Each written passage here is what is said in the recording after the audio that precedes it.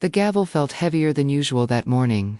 I sat in my chambers, staring at the case file that had just been placed on my desk, and for the first time in 37 years of practicing law, my hands trembled as I opened it. There, printed in black and white, were names I hadn't seen together in decades. Names that had once meant everything to me. Names that had cast me out into the world with nothing but the clothes on my back, and the burning determination to prove them wrong. I was 63 years old, sitting in a mahogany-paneled office with my law degree on the wall, my judicial robes hanging behind me, and a lifetime of respect earned through blood, sweat, and tears. But in that moment, I was 17 again, standing in a living room that had suddenly become foreign territory, listening to words that would change everything. The memory hit me like a physical blow. The rain was falling that October evening in 1978, drumming against the windows of the house where I'd grown up. I can still hear the disappointment in the voices around me. Still feel the weight of their judgment pressing down on my shoulders like lead. "You're a disgrace to this family," they said. "You've brought shame on all of us." The words echoed in that room, bouncing off walls that had once felt like home, but now felt like a courtroom, where I'd already been found guilty. What had I done that was so unforgivable? I'd gotten pregnant. At 17, I'd made a mistake that millions of other teenagers had made before me, and would make after me. But in that house, in that moment, it wasn't just a mistake, it was a moral failing that they couldn't bear to have associated with their name. The father of the child was older, married, someone they knew. Someone respectable. Someone who would deny everything and walk away without a scratch on his reputation while I became the cautionary tale whispered about in church pews and grocery store aisles. I remember the suitcase they packed for me, a single bag containing the remnants of my childhood. A few clothes, a couple of books, a small jewelry box that had been my grandmother's. Everything else stayed behind, including the college fund they'd been saving for me since I was born. "You made your choice," they said. "Now you have to live with it." The door closed behind me with a finality that echoed in my bones. I stood on the front porch, the same porch where I'd learned to ride a bike, where I'd waited for school buses, where I'd shared my first kiss, and it was like looking at a stranger's house. The yellow light from the windows that had once welcomed me home now felt like a beacon of rejection. I picked up that suitcase and walked away, my sneakers splashing through puddles that reflected the streetlights like broken stars. I had nowhere to go. The friends I'd thought were true friends had already started distancing themselves when rumors began to spread. The extended family chose sides, and mine wasn't the winning one. I spent the first night in a shelter downtown, lying on a cot surrounded by strangers who each carried their own stories of abandonment and loss. The fluorescent lights buzzed overhead, casting harsh shadows that made everyone look older, more tired, more defeated than they probably were. But something happened in that shelter that first night. As I lay there, my hand unconsciously resting on my still flat stomach, I made a promise. Not just to the life growing inside me, but to myself. I would not let this define me. I would not let their rejection become my reality. I would build something from nothing, and I would build it so well, so strong, so undeniably successful, that one day, their words would echo back to them, like a boomerang of regret. The next morning, I walked into the public library. It was October 15, 1978, and I remember the date, because it was the day I truly began my education. Not the education they'd planned for me, with its safe path through college and into a respectable marriage, but the education I chose for myself. I spent hours in that library, researching everything I could about pregnant women's rights, about educational opportunities, about legal aid. That's where I met Eleanor. She was a librarian, probably in her 40s, with kind eyes and a gentle way of asking if I needed help without making me feel like charity. When she noticed I was there day after day, reading the same law books over and over, she sat down beside me. "Studying for something specific?" she asked. And I broke down. Right there in the reference section, surrounded by volumes of legal precedents and constitutional law, I told her everything. About the pregnancy, about being thrown out, about having nowhere to go, and no money to get there anyway. Eleanor didn't judge. She didn't offer empty platitudes or false reassurances. She simply listened, and when I was done, she said, "Well, it sounds like you're going to need to learn how to fight for yourself, and it looks like you're already getting started." She helped me find resources: a home for pregnant teenagers, a GED program, information about college scholarships for non-traditional students. More importantly, she helped me understand that my story wasn't ending. It was just beginning. The home for pregnant teenagers was a 2-story brick building, on the outskirts of town, surrounded by oak trees that were just beginning to turn brilliant shades of orange and red. It wasn't luxurious, but it was clean and safe, and for the first time in weeks, I felt like I could breathe. There were 12 other girls there, all carrying their own stories of rejection and resilience. We became an unlikely family, bound together by circumstances none of us had chosen, but all of us were determined to overcome. I threw myself into my studies with an intensity that surprised even me, while other girls spent their evenings watching television, or writing letters to boyfriends who would never write back. I studied. I read everything I could get my hands on, not just the GED materials, but philosophy, literature, history, and especially law. There was something about the precision of legal language, the way it could be used to protect or to harm, that fascinated me. I began to understand that the law wasn't just about rules and regulations, it was about power, and who got to wield it. My daughter was born on a snowy February morning in 1979. I remember looking down at her tiny face, her perfect little fingers wrapped around my thumb, and feeling a love so fierce it took my breath away. But I also felt something else, a determination that burned even brighter than the love. This little girl would never know the kind of rejection I'd experienced. She would never have to earn her place in the world, through others' approval. She would be raised to understand her own worth, independent of anyone else's opinion. The family never came to see her. Not once. I sent birth announcements to the house where I'd grown up, but they were returned unopened. I called on Christmas morning, thinking maybe the holiday would soften their hearts, but the phone went straight to voicemail. The message was clear. They'd made their choice, and it didn't include us. Raising a baby while finishing high school and working part-time jobs was exhausting. There were nights when I fell asleep over my textbooks, with her sleeping in my arms.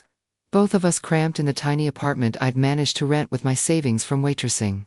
There were moments when I wondered if I was fooling myself, if I was just a teenage mother with delusions of grandeur, destined to become another statistic of broken dreams and unfulfilled potential. But every time doubt crept in, I remembered that night on the porch, the way their words had cut through me like glass. I remembered the promise I'd made in that shelter, and I kept going. I graduated high school with honors, my daughter in the audience, clapping her chubby little hands, even though she was too young to understand what was happening. College was the next mountain to climb. I applied for every scholarship I could find, wrote essays about overcoming adversity, until the words felt worn out from repetition. I was accepted to the state university with a combination of academic scholarships and financial aid that would cover most of my expenses. The day I got the acceptance letter, I sat in my kitchen and cried, not from sadness, but from the overwhelming relief of knowing that the path forward was real, not just a dream I'd been chasing. University was different from anything I'd experienced. I was older than most of my classmates, more focused, more driven, while they were discovering themselves through parties and casual relationships. I was discovering myself through constitutional law and civil rights cases. I majored in political science with a minor in philosophy, maintaining a 4.0 GPA while working nights at a legal aid clinic to support my daughter and myself. The legal aid clinic was where I first saw the law in action. I watched attorneys fight for clients who couldn't afford representation, saw how the system could be both beautiful and broken, depending on who was wielding it. I saw women who reminded me of my younger self, abandoned, alone, but not defeated. I saw how the right legal argument could change a life, how the wrong one could destroy it. My daughter was my constant companion through those years. She did her homework at library tables while I researched cases, fell asleep in law school classrooms during my night classes, learned to color quietly in the corners of courtrooms when I was observing proceedings. She was growing up in a world where education and justice weren't just abstract concepts, but daily realities. Law school was the hardest thing I'd ever done. Not just intellectually, though the coursework was demanding, but emotionally. Every case we studied, every legal precedent we analyzed, reminded me of my own vulnerability in a system that often favored those with power and connections. I was still that 17-year-old girl in some ways, still fighting to prove that I deserved to be taken seriously. But I excelled. I made law review, graduated summa cum laude, and was courted by several prestigious law firms. I chose to start my career as a public defender, representing clients who reminded me of myself, people who'd been written off by society, who'd made mistakes or simply been born into circumstances that stacked the deck against them. For 15 years, I fought for the underdog. I won cases that other attorneys said were unwinnable, built a reputation for thorough preparation and passionate advocacy. I remarried during this time a kind, patient man who understood that my daughter and my career weren't obstacles to overcome, but integral parts of who I was. We built a life together based on mutual respect and shared values, raising my daughter alongside the 2 children we had together. When the opportunity came to run for judge, I was ready. The campaign was brutal. My past was dragged up, dissected, and analyzed by political opponents who thought a teenage pregnancy from decades earlier would be my weakness. They were wrong. The voters saw in me someone who understood struggle, who'd fought for justice not from a position of privilege, but from a place of hard-won wisdom. I won the election by a significant margin, becoming the youngest woman ever elected to the county bench. The day I was sworn in, I looked out at the packed courtroom and saw my daughter, now a successful attorney herself, sitting in the front row. Next to her sat Eleanor, the librarian who'd helped me find my way all those years ago. My husband and our children were there, along with dozens of clients whose lives had been touched by my work as a public defender. But the seats where my original family might have sat remained empty. I'd sent them invitations to the swearing-in ceremony, not because I expected them to come, but because I wanted them to know what I'd become. The invitations were returned, unopened, just like the birth announcements had been all those years ago. For 22 years, I served on the bench with distinction. I presided over thousands of cases, from minor traffic violations to serious felonies. I developed a reputation for fairness, for listening carefully to all sides, for understanding that every person who appeared before me was more than just the worst thing they'd ever done. I remembered what it felt like to be judged and found wanting, and I tried to ensure that my courtroom was a place where justice was tempered with humanity. And then, on a Tuesday morning in early spring, my clerk brought me a case file that would change everything. It was a civil matura dispute over a will, the kind of case that usually generated more heat than light as family members fought over money and property. But when I opened the file and saw the names, my heart stopped. There they were, all of them, listed as parties to the suit. The people who'd raised me, who'd loved me, and who'd ultimately rejected me, were now fighting among themselves over an inheritance. The family patriarch had died, leaving behind a will that apparently hadn't satisfied everyone's expectations. Siblings were suing siblings, cousins were challenging cousins, and at the center of it all was the house where I'd grown up. The one with the yellow porch light that had once welcomed me home. I sat in my chambers, staring at those names, and felt a familiar ache in my chest. These people had been my world once. They'd taught me to ride a bike, helped me with homework, celebrated my birthdays, and planned my future. They'd also cast me out without a second thought, closed their door on me when I needed them most, and maintained that silence for over 40 years. Now, by the random assignment of the court's computer system, I was the judge assigned to their case. I had the power to decide their fate, to determine who got what from the estate they were fighting over. The irony wasn't lost on me. The girl they'd called a disgrace, the one they'd said would amount to nothing, was now the one who would determine their financial future. I could have recused myself immediately. That would have been the expected thing to do, the professionally safe thing. But I didn't, not right away. Instead, I sat with the weight of this moment, feeling the full circle of it, the cosmic justice of it. For 22 years, I'd tried to be fair and impartial from the bench. I'd prided myself on seeing past personal feelings to the legal issues at hand. But this was different. This was personal in ways that cut to the very core of who I was. I thought about the 17-year-old girl who'd walked away from that house with nothing but a suitcase and a prayer. I thought about the young mother who'd worked multiple jobs while going to school, who'd sacrificed sleep and social life and financial security to build a better future. I thought about all the times I'd wondered if they ever thought about me, if they ever regretted their decision, if they ever felt even a moment's curiosity about what had become of me. And now I knew. They'd gone on with their lives as if I'd never existed. They'd attended family gatherings, celebrated holidays, marked milestones, and shared memories while carefully editing out any mention of me. They'd created a sanitized version of their history that didn't include the inconvenient truth of my existence. And now, in their old age, they were squabbling over money like children fighting over toys. The case file told a story of petty grievances and long-held resentments. One sibling claimed the patriarch had been unduly influenced by another. A cousin insisted that a piece of property had been promised to him decades earlier. A niece argued that her caregiving efforts in the patriarch's final years entitled her to a larger share of the inheritance. It was ugly in the way that family disputes often are, with decades of perceived slights and imagined favoritism bubbling to the surface. But none of them knew that I was their judge. The case had been assigned randomly, and my married name was different from the family name I'd carried as a child. To them, I was just Judge Margaret Harrison, another anonymous figure in the legal system they'd have to navigate to get what they believed they deserved. I scheduled the first hearing for 3 weeks out, giving myself time to decide how to handle the situation. I could recuse myself quietly, citing a conflict of interest without elaborating.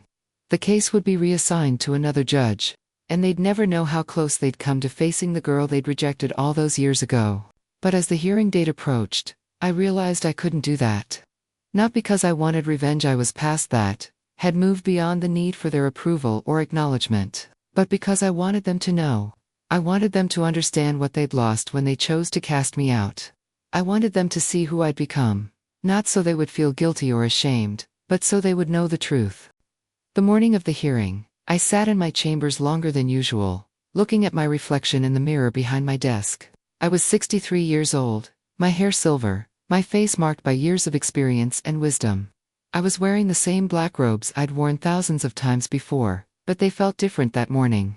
They felt like armor, like a shield against the past, like proof of everything I'd accomplished despite their rejection.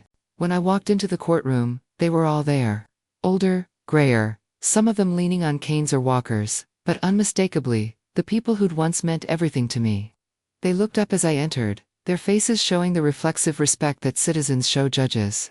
Not recognizing the woman beneath the robes, I took my seat at the bench and looked out at them, feeling a strange calm settle over me.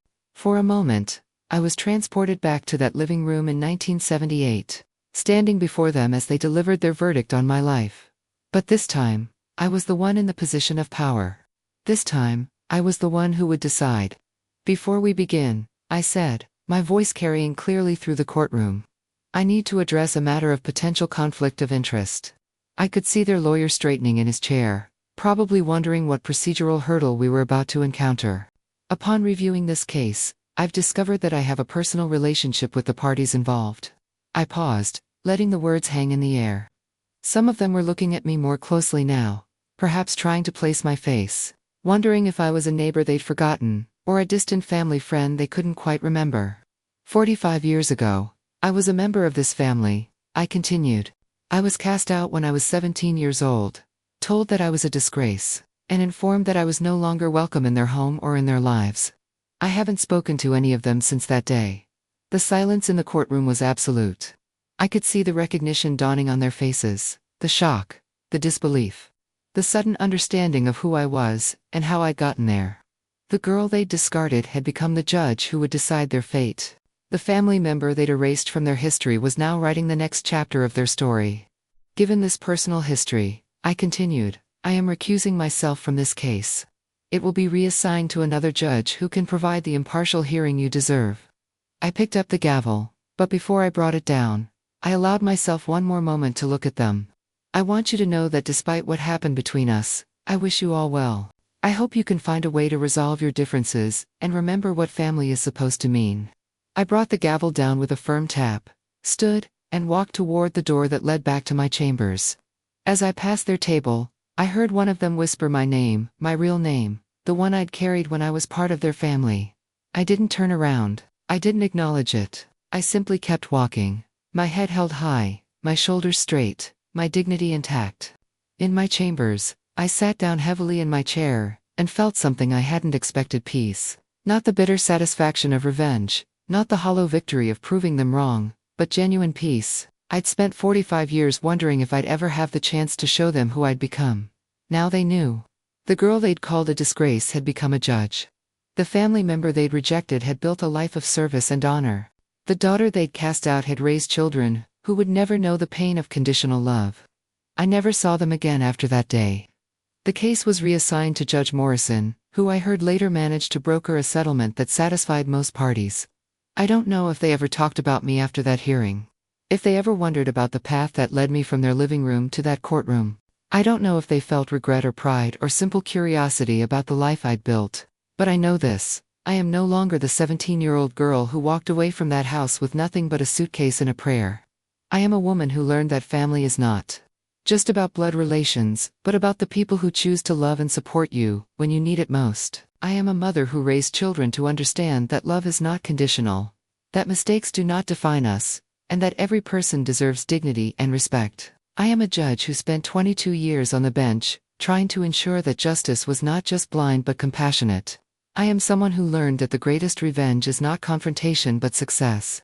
Not anger, but peace. Not bitterness, but grace. And sometimes, late at night, when I'm sitting in my studies surrounded by the books that helped me build my career, and the family photos that show me the love I found after I lost the love I was born into, I think about that moment in the courtroom. I think about the look on their faces when they realized who I was. And I feel something I never expected to feel about them again: gratitude. They made me strong. Their rejection taught me that I could stand on my own, that I could build a life based on my own values and choices rather than their expectations. Their silence taught me to listen to my own voice, to trust my own judgment, to believe in my own worth. Their absence taught me to cherish the people who choose to stay. I am 63 years old now, retired from the bench, spending my days with grandchildren who know they are loved unconditionally. I volunteer at a legal aid clinic, helping people navigate a system that can seem overwhelming and unfair. I mentor young attorneys, especially women, especially those who've had to fight for their place in the profession. I tell them what Eleanor told me all those years ago in the library. Their story is not ending, it's just beginning. The gavel sits on my desk now, a paperweight holding down documents that no longer determine anyone's fate. But sometimes I pick it up, feel its weight in my hand, and remember that morning when justice and mercy walked into a courtroom together. Not the harsh justice of revenge, but the gentle justice of truth finally being told. Not the bitter mercy of condemnation, but the sweet mercy of forgiveness. Not forgiving them, but forgiving the part of myself that had carried their rejection for so long. They said I was a disgrace at 17. Decades later, when I was the judge assigned to their case, I let them know exactly what that disgrace had accomplished. And then I walked away, not in anger or triumph, but in the quiet dignity of a woman who had learned that the best response to rejection is not revenge, but resilience. The best answer to "you'll never amount to anything" is not words, but a life lived with purpose and grace. That's my story. That's how a teenage girl, with nothing but a suitcase and a prayer, became a judge who understood that true justice is not about settling scores, but about finding peace. And in the end, that's exactly what I found, not in their courtroom, but in the life I built when I walked away from it.